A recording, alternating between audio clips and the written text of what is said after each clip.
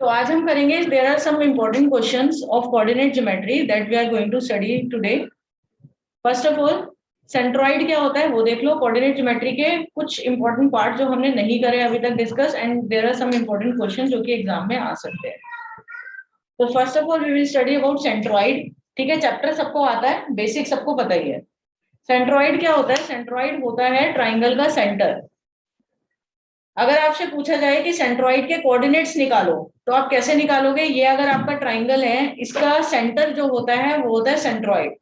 जो सेंट्रॉइड होता है वो, अगर आप इसके ट्राइंगल को, ये मान लो ट्राइंगल का सेंटर है और इसको आप ज्वाइन करो सेंटर से होते हुए, तो this point is called centroid. Clear है? जो सेंट्रॉइड होता है वो 2:1 में डिवाइड करता है ट्राइंगल की ये वाली लाइन को। ठीक है, समझ आया? तो जो अगर ये ई है, ये मान लो MNO है, तो जो AE रेशो EO होगा वो होगा 2:1। सिमिलरली ये भी आपका 2:1 होगा। Similarly this is also 2:1। तो सेंट्रॉइड जो है 2:1 में लाइन को डिवाइड करता है। क्लियर? तो centroid is the centre point of any object. तो जहां पे आपके ये मीडियंस है, ठीक है, ये तीनों मीडियंस है AO, BN और MC। Centroid is a point where all three medians of triangle meet।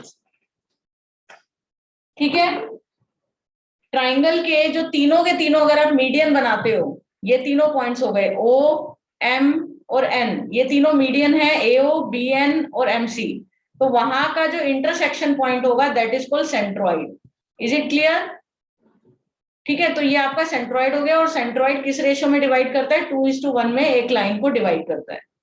अगर आपसे पूछा जाए कोऑर्डिनेट निकालो E के, वैसे तो इसकी बहुत बड़ा फॉर्मूला, बहुत बड़ा, अगर आप सॉल्व करो इसको तो उसके लिए बहुत ज्यादा आपका कॉम्प्लेक्स हो जाएगा। कैसे? पहले O निकालो। O क्या हो गया? मिड पॉइंट थ्योरम से आप O निकाल सकते हो। कैसे? x2 + x3/2 y2 + y3/3। Clear है? फिर उसके बाद ये आपको रेशियो पता है 2:1, और आप E के कोऑर्डिनेट निकाल सकते हो। कैसे? बाय यूजिंग रेशियो फॉर्मूला, जो आपका सेक्शन फॉर्मूला होता है उसको यूज करके, क्योंकि आपको O के कोऑर्डिनेट पता चल गया x2 + x3/3, y2 + y3/3, और आपको ये भी पता है। चलो करके देखते हैं। तो क्या हो जाएगा? सेक्शन फॉर्मूला हमारा होता है x के कोऑर्डिनेट m क्या है आपका? 1। ठीक है, यहाँ पे आपका m हो गया 2 ले लो m को। 2 × x2 + x3/3, x2 + x3/2। ठीक है, क्या होता है? 2 × इसके कोऑर्डिनेट mx2, यही फॉर्मूला होता है ना, mx2 + nx1 अपॉन में x1 + x2 upon m1 + m2। हम यही यूज कर रहे हैं। m क्या है? 2 × x2, x2 मतलब x का कोऑर्डिनेट, ये हो गया, प्लस n क्या हो गया? 1 × x1 अपॉन में 2 + 1 3। जब आप इसको सॉल्व करोगे ये हो जाएगा आपका 2 से 2 कट जाएगा, x1 + x2 + x3/3। तो आप डायरेक्टली ये फॉर्मूला लर्न कर सकते हो। सिमिलरली अगर y को निकालना है वो भी आपका यही आ जाएगा। तो ये आपकी डेरिवेशन है सेंट्रॉइड की। डेरिवेशन से इसलिए करवा रही हूँ ताकि आपका कॉन्सेप्ट क्लियर हो। तो you just need to learn this फॉर्मूले, क्योंकि आपके एग्जाम में MCQ आएगा। This is the formula to calculate the centroid of triangle. Is it clear? ठीक है, लिख लो ये साथ साथ। तो अगर आपके फॉर एग्जांपल एक क्वेश्चन लेते हैं कि इसके कोऑर्डिनेट है 1 2, this is 2 3 and this is -1 and 4।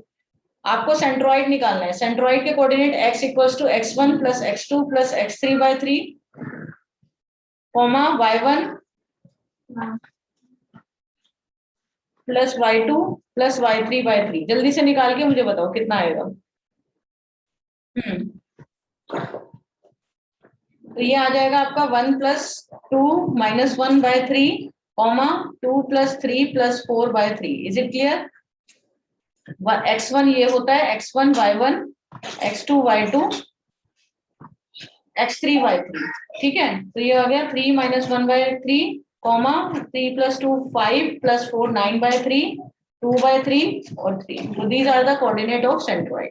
This is how you can find the coordinates of centroid.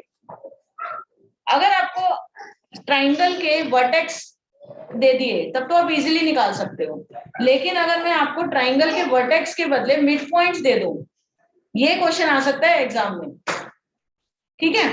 Direct भी पूछ सकते हैं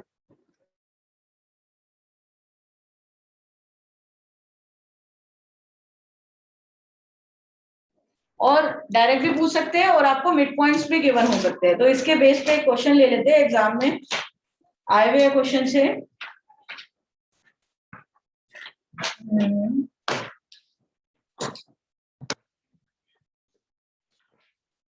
question is find the centroid of triangle. क्योंकि आपका ना सिलेबस वैसे ही काफी सारा डिलीटेड है, तो इसलिए जो भी आपके है वो आपको डायरेक्टली नहीं पूछेंगे, घुमा फिरा के कुछ ना कुछ उसको जो है कॉन्सेप्चुअल क्वेश्चंस आएंगे। तो इसलिए आपको जो भी आ रहा है उसको डीप करना है, डीप नॉलेज रखनी है उस चीज की, क्योंकि सिलेबस ऑलरेडी कम है, तो इसलिए जितना है उसको डीपली पढ़ना है। ये बना find the centroid of triangle if the coordinates of midpoints are 2 1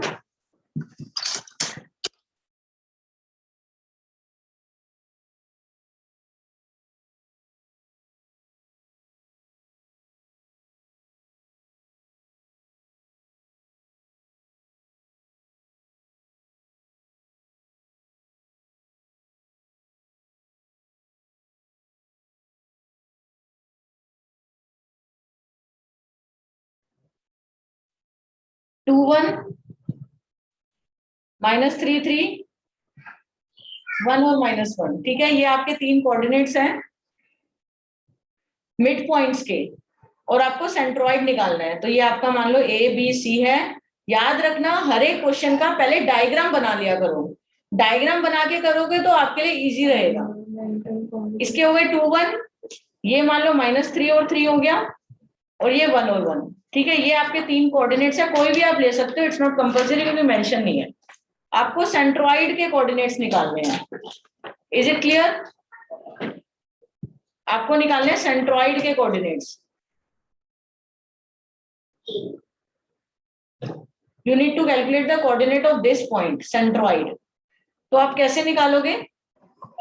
let's suppose इसके कोऑर्डिनेट हो गए, देखो आपको x1 x2 x3 चाहिए सेंट्रॉइड के लिए। अगर आपको वो नहीं पता, यू कैन नॉट कैलकुलेट। तो इसको मान लो आप x1 y1 a के कोऑर्डिनेट्स को, लेट्स सपोज b को हम मान लेते हैं x2 y2, c को लेट कर लेते हैं x3 y3। Is it clear? तो हमारा ये क्या है, सेंटर है। तो इक्वेशन क्या बनेगी? ये मिड पॉइंट है ना, 2 और 1, 2 और 1 हमारा मिड पॉइंट है। तो x2 + x1/2 हमारा हो गया 2। सिमिलरली y1 + y2/2 = हो जाएगा 1। तो यहां से x1, समझ आया? मिड पॉइंट थ्योरम लगाई है हमने, x2 + x1/2। तो यहां से x1 + x2 आ जाएगा 4, और y1 + y2 आ जाएगा 2। Is it clear? इसको मान लो फर्स्ट इक्वेशन या इसको सेकंड। अब इसमें आ जाता है दूसरे इसके अंदर BC, इसका मिड पॉइंट है 1 और -1। इसमें भी कर लेते हैं, x2 + x3/2 आ जाएगा हमारा 1। यहां से आपका x2 + x3 निकल जाएगा, 2 × 1 2। सिमिलरली y2 + y3/2 हो जाएगा -1। तो यहाँ से y2 + y3 = हो जाएगा -2। Is it clear? इसको मान लो third equation, that is 4। Last हम इससे भी करेंगे, यहां से centre point mid point theorem. It will be x1 + x3/2 = -3। तो ये हो जाएगा x1 + x3 = -6। This is fifth equation. Next y1 + y3/2 हो जाएगा हमारा 3, तो y1 प्लस y3 आ जाएगा हमारा 6। This is 6th equation. अब हमें क्या करना है, मुझे निकालना है सेंट्रॉइड के कोऑर्डिनेट, जो कि होता है x1 plus x2 plus x3 bye 3। तो वो कैसे आएगा, जब मैं इन तीनों इक्वेशंस को ऐड करूंगी। तो हम करेंगे x वाली सारी इक्वेशंस को ऐड, प्रोसेस याद रखना। तो we will add equation 1, 3,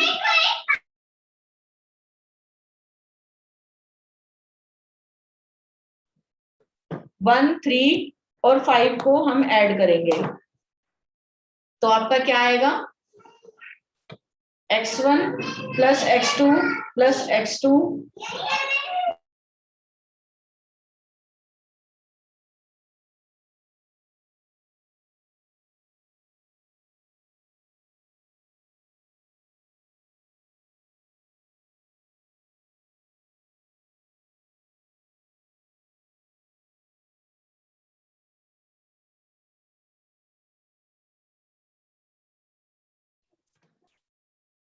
x1 plus x2 plus x3 plus x1 plus x3, ये आ जाएगा 4 plus 2 minus 6। Is it clear? ये हो जाएगा 2x1 प्लस ट्वाइस हो जाएगा, देखो तीनों ट्वाइस हो रहे हैं, plus x3 equals to 6, 6 minus 6 0 हो जाएगा ये। तो x1 plus x2 plus x3 हमारा 0/2 0 ही रहेगा। और x1 दोनों साइड डिवाइड बाय 3 कर लो। डिवाइड बाय 3 क्यों करा हमने, क्योंकि हमें सेंट्रॉइड निकालना है, वो होता है x1 plus x2 plus x3 bye 3। तो हमारा x सेंट्रॉइड आ गया पहला वाला 0, क्योंकि x1 plus x2 plus x3 होता है 0।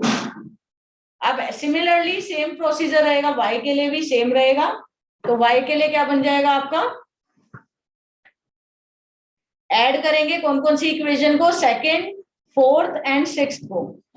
तो सेकेंड, फोर्थ एंड सिक्स्थ को ऐड करोगे तो मैं डायरेक्ट लिख देती हूँ 2y1, क्योंकि देखो दो हमारे y1 है, 2y2, 2y3, तो 2y1 plus y2 plus y3। इतना पूरा स्टेप्स लिखने की नीड नहीं है, क्योंकि एमसीक्यू आएगा। 2 माइनस 2 0 प्लस 6 6 आएगा। तो y1 plus y2 plus y3 हो जाएगा आपका 3, और डिवाइड बाय 3 कर दो दोनों तरफ तो 1 आ जाएगा। तो दूसरा आपका आ गया 1, तो आंसर आएगा 0 और 1। These are the coordinate of centroid. Is it clear?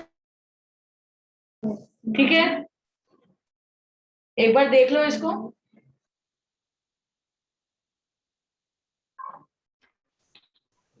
Okay, next type का क्वेश्चन करते हैं। Find relation between point between x and y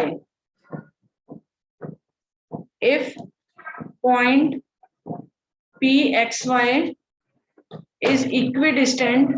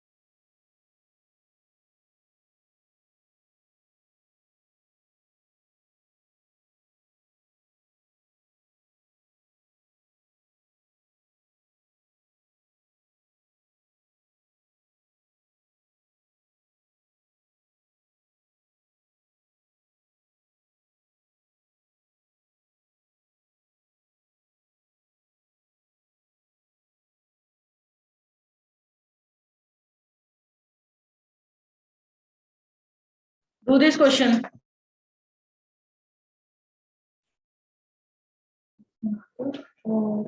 तो इस क्वेश्चन को क्या करेंगे, कुछ बच्चे ना कंफ्यूज हो जाते हैं एक इक्विडिस्टेंट और मिड पॉइंट में, दोनों में डिफरेंस है। ठीक है, दोनों में डिफरेंस है।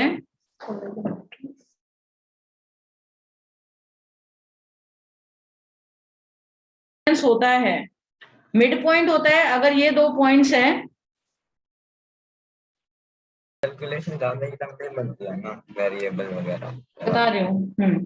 तो आपका ये क्वेश्चन है, इसका इसमें आपको रिलेशन निकालना है एक्स और वाई के बीच में।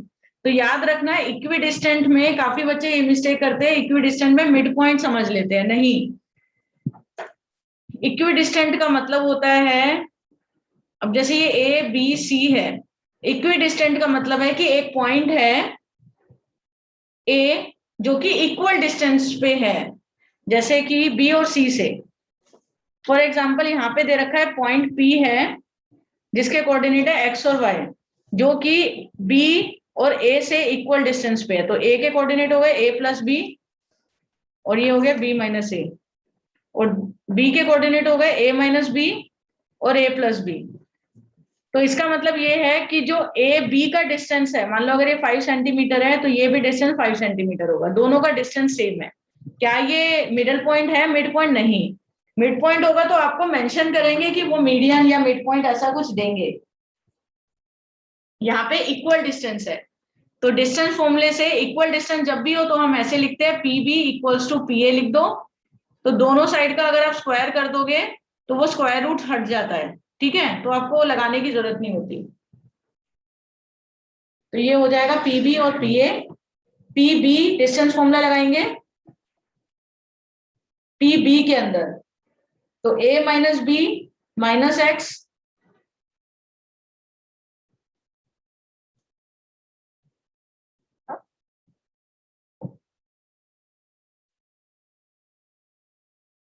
का whole square plus B minus plus A plus B, sorry A plus B minus Y का होल स्क्वायर। देखो आप ये रूट और इक्वल टू में आ जाएगा, रूट बी की तरफ से कर लो,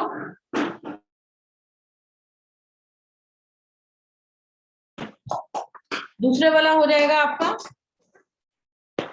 ए प्लस बी माइनस एक्स का whole square plus B minus A minus Y का whole square. Is it clear?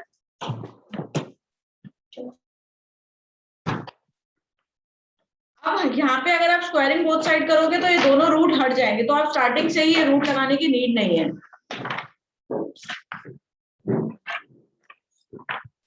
अब यहाँ पे ए प्लस बी होल स्क्वायर का फॉर्मूला लगाएंगे ए माइनस बी का, जिसके अंदर में इस चीज को,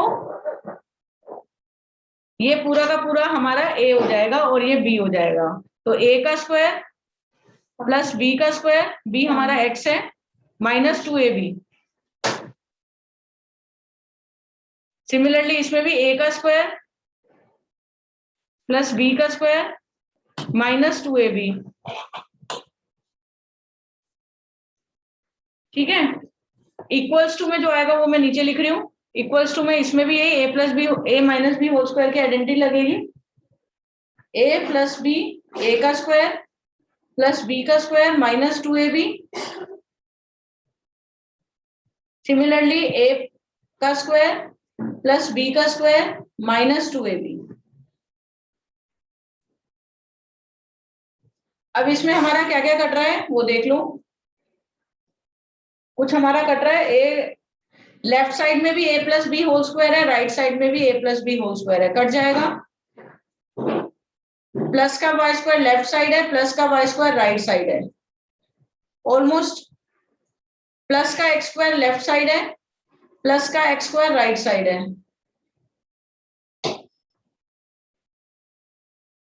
एनीथिंग एल्स? देखो ये भी कट जाएगा, ए माइनस बी होल स्क्वायर और बी माइनस ए होल स्क्वायर। क्यों कटेगा? अब आप बोलोगे तो ए माइनस बी है, ये बी माइनस ए, सिंपली होल का स्क्वायर है, तो अगर आप माइनस कॉमन ले लेते हो, ठीक है, तो ये माइनस का स्क्वायर प्लस ही होता है, तो वो भी कट ही जाएगा आपका, ठीक है।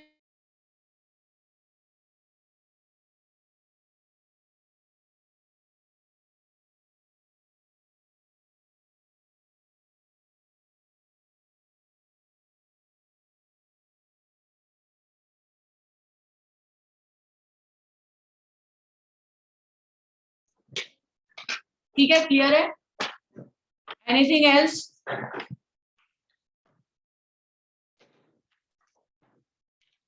ठीक है, बस इनको ओपन कर देते हैं। जो रह गया हमारा माइनस का 2a प्लस का 2 माइनस का 2ax, वैसे ये भी कट जाएगा, पहले ओपन करके कटेगा। माइनस का 2ax प्लस का 2bx, क्लियर है? इसको ओपन करते हैं। माइनस का 2ay माइनस का 2by, clear? Right hand side में भी माइनस का 2ax माइनस का 2by। सिमिलरली इसको ओपन करते हैं। माइनस का 2by प्लस का 2ay, क्लियर? इसमें देखो माइनस का 2ax माइनस का 2ax,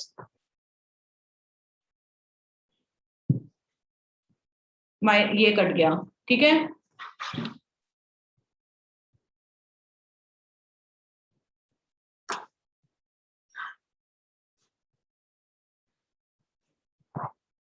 ये 2b/, 2 बार नहीं, a y है, सॉरी, ये कट गया। तो आपका रह जाएगा 2bx इक्वल्स टू 2ay, 2 से 2 कट गया, bx इक्वल्स टू ay। ठीक है, ये आपका आ गया relation between x and y। इस टाइप के क्वेश्चन भी आपके एमसीक्यू में आ सकते हैं। ठीक है, तो आपको x और y के अंदर रिलेशन निकालना है। तो इक्वी डिस्टेंस जब भी हो तो आप दोनों का डिस्टेंस को इक्वल रखोगे। Is it clear?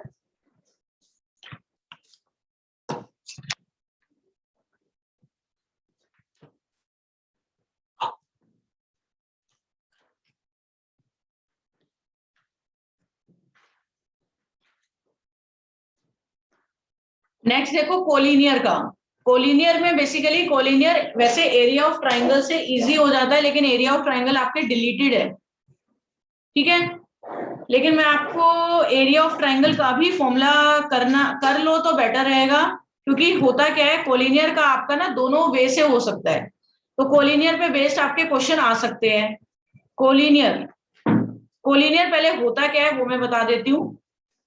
कोलिनियर आपका होता है 3 पॉइंट्स ए, बी और सी। 3 पॉइंट्स कोलिनियर, कोलिनियर का मतलब है 3 पॉइंट्स एक ही लाइन पे अगर लाई कर रहे हैं तो इसका मतलब होता है कोलिनियर। 3 पॉइंट्स अगर एक लाइन पे लाई करते हैं उसको बोलते हैं कोलिनियर।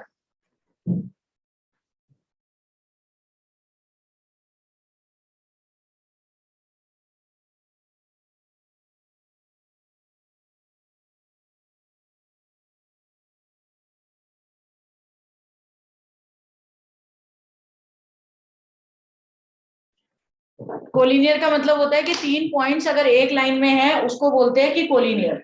Is it clear? तो हमारे ये 3 पॉइंट्स एक लाइन का मतलब ये होता है, अगर आपको ये प्रूफ करना है, मान लो ये 2 3 है, क्वेश्चन कैसे आ जाएगा, ये दे दिया 4 और 5 और ये दे दिया 7 और k। ये 3 पॉइंट्स कोलिनियर में गिवन है, आपको k की वैल्यू निकालनी है।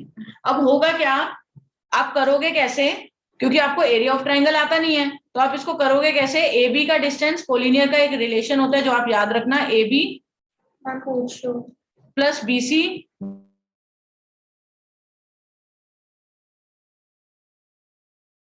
Plus B C equals to A C होता है। ऑब्वियसली यही होगा, 3 पॉइंट्स एक लाइन में तभी होंगे जब इन दोनों का डिस्टेंस और मैं इन दोनों के डिस्टेंस को प्लस करूं। मान लो ये 2 है, ये 3 है, ऑब्वियसली टोटल डिस्टेंस के इक्वल आएगा। तो एक वे तो ये हो गया।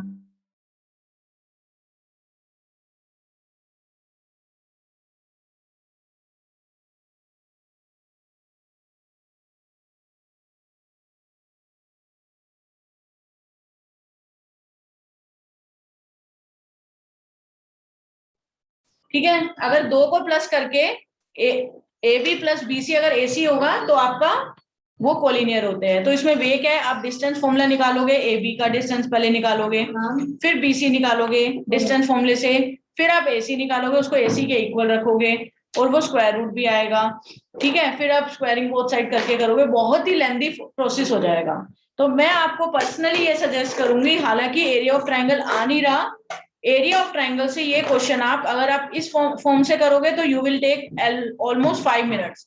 एरिया ऑफ ट्राइंगल से you can do this question in 1 minute. तो आप देख लो किस चीज में कॉम्प्रोमाइज कर सकते हो। एरिया ऑफ ट्राइंगल बहुत इजी है, 5 मिनट्स में एक फॉर्मूला है, बस वो आपको करना है। एरिया ऑफ ट्राइंगल से कैसे इजी हो जाता है, सीधा एरिया ऑफ ट्राइंगल कोलिनियर के केस में एरिया ऑफ ट्राइंगल 0 हो जाता है। तो इसीलिए मैं आपको सजेस्ट करूंगी आप एरिया ऑफ ट्राइंगल कर लो, क्योंकि एमसीक्यू है, सब्जेक्टिव नहीं है, आपका कोई चेक नहीं करेगा कि आपने एरिया ऑफ ट्राइंगल से करा है। ठीक है, तो इसीलिए कोलिनियर पढ़ने के लिए, क्योंकि कोलिनियर पे बेस्ड क्वेश्चन आ सकते हैं, इसलिए मैं आपको एरिया ऑफ ट्राइंगल करवाना चाह रही हूँ, तो वो समझ लो ध्यान से।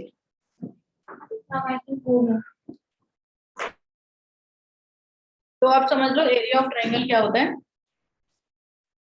एरिया ऑफ ट्राइंगल, अगर हमारा एक ट्राइंगल है उसका हम, और एरिया ऑफ ट्राइंगल में खाली इसी में यूज नहीं है, और भी आप काफी सारे क्वेश्चंस में इसका यूज कर सकते हो, और क्वेश्चन बहुत जल्दी हो जाएगा, बताऊंगी आपको। तो अगर आपका ये ट्राइंगल है,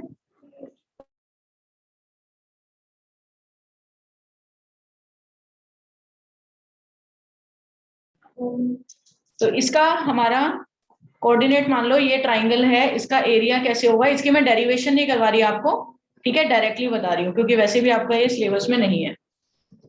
ए के coordinate let suppose x1 y1 है, बी के कोऑर्डिनेट है x2 y2, सी के कोऑर्डिनेट है x3 और y3। क्लियर?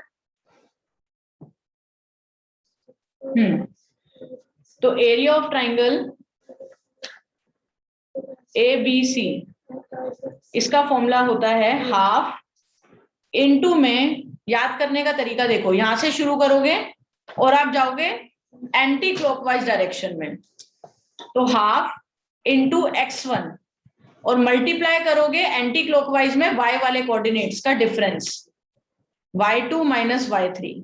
याद करने का तरीका बता रही हूँ, x1 फिर y2 माइनस y3 हो जाएगा, प्लस x2 y, ठीक है, x2 ये है, x2 के बाद x2 के साथ आ जाएगा आपका उसके नेक्स्ट वाला एंटी क्लॉकवाइज में y3 minus y1, plus x3 into में, हमने यहां पे खत्म किया था x3 पे, x3 में y1 माइनस y2 का डिफरेंस, ये सीरीज में चलेगा anti clockwise. This is the formula to calculate the area of triangle. फिर से देख लो, याद करने का तरीका, और ये फॉर्मूला लिख लो। याद करने का तरीका क्या है, सबसे पहले लिखोगे x1, ठीक है, x1 लिखा, after that y2 minus y3, x1 के बाद y2 minus y3 plus x2 के साथ आएगा y3 minus y1, sorry x2, हाँ x2 के साथ आएगा y3 माइनस y1, फिर x3 के साथ आएगा y1 माइनस y2। क्लियर? लिख लो formula, this is the formula to calculate the area of triangle.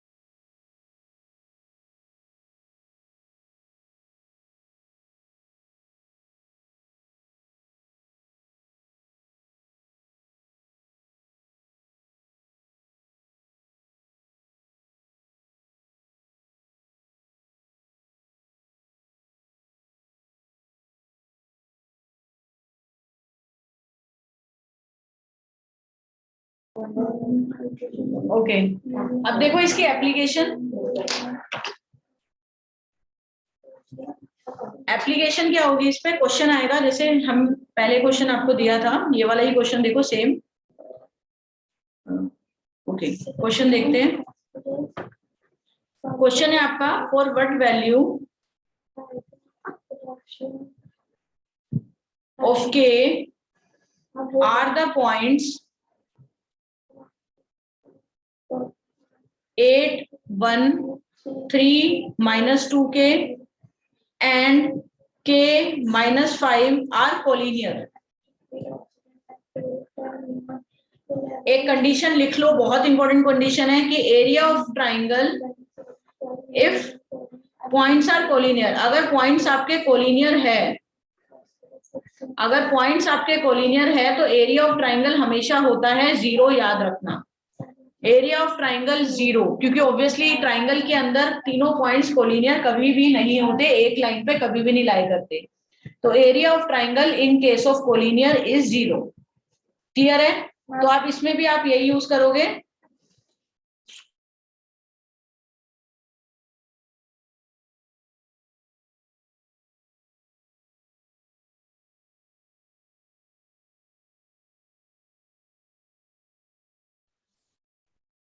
Area of triangle in case of if the points are collinear is 0। ठीक है, तो हमारा ये इसके अंदर एरिया ऑफ ट्राइंगल को आप डायरेक्टली कैसे कर दोगे, एरिया ऑफ ट्राइंगल को 0 कर दोगे, तो हाफ फॉर्मूला होता है हाफ इंटू x1 y2।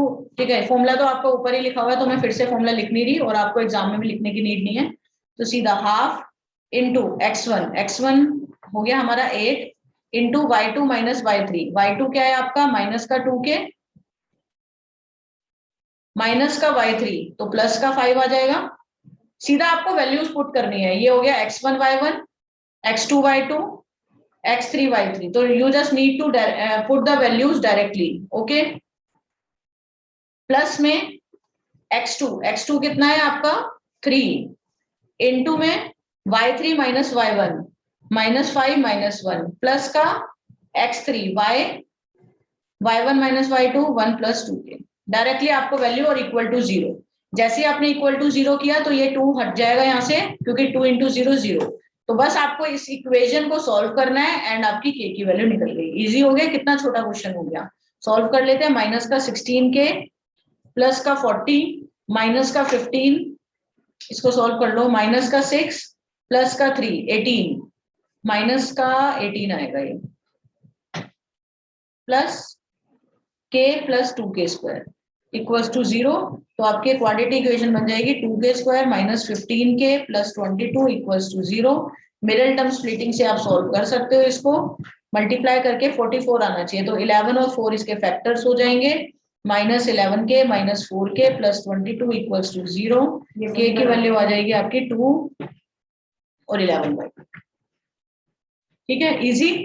तो this is how you can do collinear type of question using area of triangle. वहां पे आपका कोई चेक नहीं कर रहा मेथड, आप रफ में एरिया ऑफ ट्राइंगल से करो और आपका आंसर आ जाएगा 1 मिनट के अंदर अंदर। ओके, क्लियर है? 17